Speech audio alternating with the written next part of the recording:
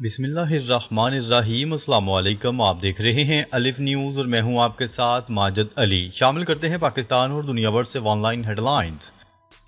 Europe سے بھارت کے ٹوٹنے کی سازش بے نقاب۔ آسٹریلیا کے نیٹو انلارجمنٹ کمیٹی کے چیئرمین نے بھارت کے خلاف خطرناک منصوبہ سامنے رکھ دیا۔ انہوں نے ٹویٹ کرتے ہوئے کہا کہ وقت آ چکا ہے کہ بھارت کو 20 حصوں میں تقسیم کیا جائے۔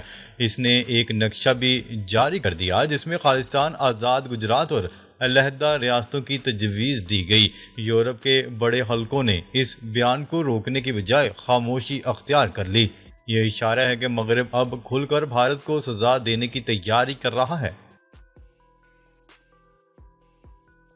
بھارتی وزیر اعظم نریندر مودی کے خلاف رجیم چینج آپریشن تیار۔ بھارت میں مودی کے دن پورے ہوتے نظر آ رہے ہیں اور عالمی طاقتیں متحرک ہو چکی ہیں۔ اطلاعات کے مطابق سب سے پہلے مودی حکومت کے خلاف عدم اعتماد کی کوشش کی جائے گی۔ اپوزیشن کو اتحادیوں کی مدد سے آگے لایا جا سکتا ہے۔ اگر ایک اتحاد بھی حکومت چھوڑ جاتا ہے تو مودی کا تختہ الٹ سکتا ہے۔ یہی وہ حربہ ہے جس پر امریکہ اور یورپ تیزی سے کام کر رہے ہیں۔ امریکہ نے بھارت کو روس کا ساتھی قرار دے دیا۔ نیوز رپورٹ کے مطابق گنٹر فلنگر نے کہا ہے کہ مودی دراصل روس کا بندہ ہے اور بھارت کو سزا دینا ضروری ہے۔ امریکہ نے بھارت پر تجارتی ٹیکس لگا کر اس کی معیشت کو دبانے کی کوشش کی ہے۔ بھارت روس سے سستا تیل لے رہا ہے جس پر واشنگٹن شدید برہم ہے۔ ڈونلڈ ٹرمپ نے کھلے عام کہا ہے کہ بھارت کو تباہ کرنا ہی روس کو کمزور کرنے کا بہترین طریقہ ہے۔ اسی پالیسی کے تحت یورپ کو بھی بھارت کے خلاف سخت اقدامات پر مجبور کیا جا رہا ہے۔ بھارت کی معیشت تباہی کے دہانے پر بھارتی روپے کی قدر تیزی سے گر رہی ہے اور آر بی آئی کو مداخلت کرنا پڑ رہی ہے۔ امریکی دباؤ کے بعد سرمایہ کار بھارت سے نکل رہے ہیں۔ ڈونلڈ ٹرمپ کی پالیسیوں نے بھارتی منڈیوں کو غیر یقینی کا شکار کر دیا، جبکہ H-1B ویزا کی بندش اور ریمیٹنسز میں کمی نے عوامی پریشانی بڑھا دی ہے۔ اب بھارت کے اندر شدید معاشی اور سیاسی ہلچل دیکھی جا رہی ہے۔ بھارتی وزیر اعظم نریندر مودی کا سیاسی مستقبل غیر یقینی کا شکار۔ یورپ بھی متحرک ہو گیا۔ یورپ اور امریکہ کھل کر مودی کو ناقابل قبول قرار دے رہے ہیں۔ کانگریس رہنماؤں نے بھی پیشگوئی شروع کر دی ہے کہ مودی 6 ماہ بعد اقتدار میں نہیں رہیں گے۔ بھارت کے اندر مودی کی مقبولیت کبھی گر رہی ہے تو کبھی امریکہ مخالف بیانیاں پر بڑھ رہی ہے، لیکن اتحادیوں کے دباؤ نے ان کی پوزیشن کو انتہائی کمزور کر دیا۔ رجیم چینج آپریشن کے بعد بھارت کے مستقبل پر سوالیہ نشان لگ چکا ہے۔ چین کی تاریخی ملٹری پریڈ۔ چین کی حالیہ ملٹری پریڈ نے پوری دنیا کو ہلا کر رکھ دیا۔ امریکہ کے صدر ڈونلڈ ٹرمپ بھی پریڈ دیکھ کر ششدر رہ گئے۔ چین نے پہلی بار دنیا کے سامنے LY-1 ہتھیار پیش کیا۔ یہ جدید ترین ہائی انرجی لیزر اور مائکرو ویو ویپن ہے۔ ماہرین کے مطابق یہ ہتھیار جنگی توازن یکسر بدل سکتا ہے۔ امریکی دفاعی نظام کے لیے نیا خطرہ۔ چینی لیزر ہتھیار امریکی ڈرونز اور میزائلوں کو چند سیکنڈز میں تباہ کر سکتا ہے۔ امریکہ کے اربوں ڈالر کے مہنگے میزائل اس کے سامنے بیکار ہیں۔ یہ ہتھیار بجلی کے علاوہ کوئی اضافی لاگت نہیں لیتا، جبکہ ساؤتھ چائنا سی میں امریکی جہاز بھی اسی کے نشانے پر ہوں گے۔ امریکہ کے دفاعی ماہرین شدید تشویش میں مبتلا ہیں۔ عالمی جنگی حکمت عملی میں بڑی تبدیلی۔ چین نے پرانی جنگی روایات کو الٹ دیا، جبکہ چین کا ہائی پاور لیزر بیم دشمن کے میزائلوں کو فضا میں ہی ختم کر دیتا ہے۔ ایران اور روس بھی اس ٹیکنالوجی میں دلچسپی لے رہے ہیں۔ شمالی کوریا تک اس کا حصول یقینی نظر آتا ہے۔ ماہرین کہتے ہیں کہ یہ ہتھیار امریکہ کے لیے سب سے بڑا چیلنج ہے۔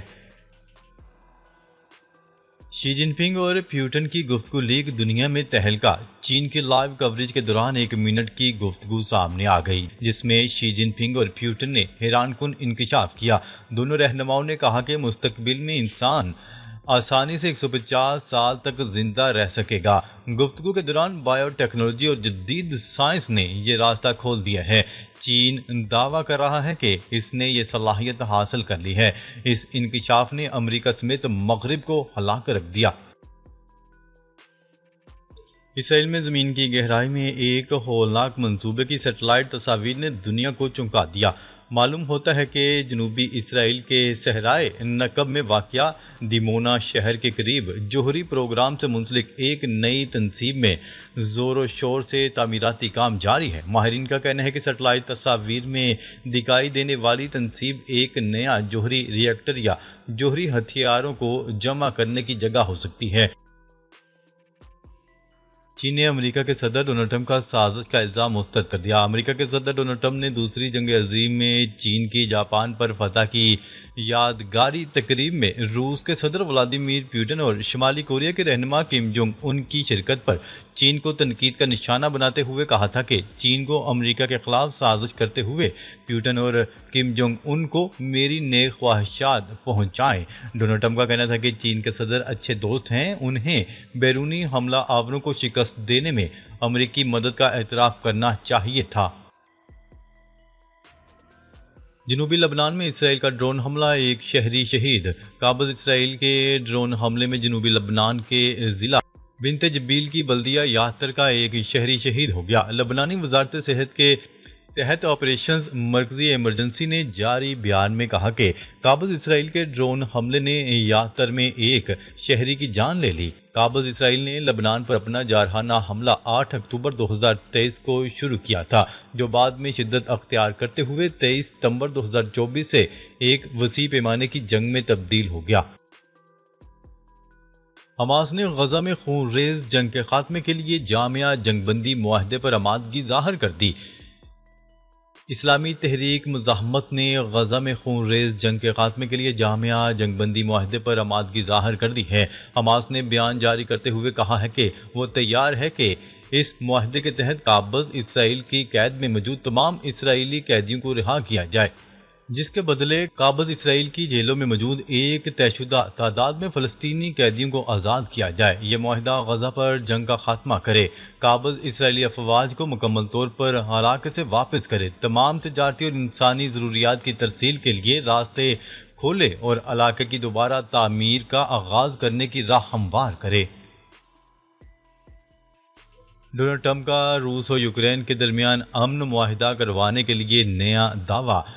امریکی صدر ڈونلڈ ٹرمپ نے کہا ہے کہ وہ روس اور یوکرین کے درمیان امن معاہدہ کرنے کے لیے پرعزم ہے، اگرچہ روسی صدر ولادیمیر پوٹن اور یوکرینی صدر ولادیمیر زیلنسکی کے درمیان براہ راست مذاکرات کی امیدیں تاحال غیر یقینی ہیں۔ امریکی نشریاتی ادارے کو انٹرویو میں ڈونلڈ ٹرمپ کا کہنا تھا کہ میں روس یوکرین معاملے سے متعلق سب دیکھ رہا ہوں، سن رہا ہوں، جس کے لیے پوٹن اور زیلنسکی دونوں سے بات چیت بھی جاری ہے۔ امریکی صدر کا کہنا تھا کہ دونوں ممالک ابھی جنگ بندی کے لیے تیار نہیں، لیکن ہم یہ کر کے دکھائیں گے۔ پنجاب میں سیلاب سے 13 لاکھ ایکڑ سے زائد فصلیں تباہ، زرعی معیشت بحران کا شکار۔ پنجاب میں حالیہ سیلابی ریلوں نے صوبے کی زرعی معیشت کو شدید نقصان پہنچایا ہے۔ سرکاری رپورٹ کے مطابق سیلاب کے باعث 13,26,000 ایکڑ سے زیادہ کا رقبہ زیر آب آ کر مکمل یا جزوی طور پر تباہ ہو چکا ہے، جس کے باعث غذائی قلت اور زرعی بحران کا خدشہ بڑھ گیا۔ اعداد و شمار کے مطابق فیصل آباد ڈویژن سب سے زیادہ متاثر ہوا، جہاں 3,23,215 ایکڑ پر کھڑی فصلیں زیر آب آ گئیں۔ ویزا ختم تو گھر جائیں، برطانیہ کی طلبہ کو ای میلز، پاکستانی سب سے زیادہ متاثر۔ برطانوی حکومت نے ویزے کی مقررہ مدت ختم ہونے کے بعد غیر قانونی طور پر مقیم بین الاقوامی طلبہ کے خلاف سخت اقدامات کا فیصلہ کرتے ہوئے انہیں ملک بدر کرنے کا اعلان کر دیا۔ برطانوی میڈیا کی رپورٹ کے مطابق ہوم آفس نے ہزاروں غیر ملکی طلبہ کو وارننگ ای میلز اور ٹیکسٹ پیغامات کے ذریعے ارسال کی، جن میں خبردار کیا گیا کہ وہ ویزا ختم ہونے کے باوجود قیام کرنے کی صورت میں فوری ملک بدری کی کارروائی کی جائے گی۔ شنگھائی تنظیم سیکیورٹی اتحاد میں تبدیل ہو سکتی ہے، ایرانی وزیر دفاع۔ ایرانی وزیر دفاع نے اپنے ایک انٹرویو میں صدر اور ان کے ہمراہ جانے والے وفد کے دورہ چین کی کامیابی کی وضاحت کرتے ہوئے کہا کہ شنگھائی تعاون تنظیم میں سیکیورٹی اتحاد کے قیام کی گنجائش موجود ہے۔ وزیر دفاع اور مسلح افواج نے جو اس دورے میں موجود تھے، شنگھائی تعاون تنظیم کے سربراہی اجلاس کے موقع پر ہونے والی بات چیت کا حوالہ دیتے ہوئے کہا کہ اجلاس کے دوران رکن ممالک کے عہدیداروں سے سیکیورٹی اور دفاعی امور پر مشاورت کی گئی۔ انہوں نے مزید کہا، فی الحال شنگھائی تعاون تنظیم کی توجہ دہشت گردی کے انسداد اور منشیات کی سمگلنگ سے نمٹنے پر مرکوز ہے، لیکن جو رجحان سامنے آ رہا ہے اس سے لگتا ہے کہ یہ تنظیم مستقبل میں اپنی سرگرمیوں کا دائرہ وسیع اور اچھا سیکیورٹی اتحاد بنا سکتی ہے۔ ناظرین، اب تک کے لیے اتنا ہی۔ مزید خبریں لے کر بہت جلد آپ کی خدمت میں حاضر ہوں گے، تب تک کے لیے اپنا خیال رکھیے گا۔ اللہ نگہبان۔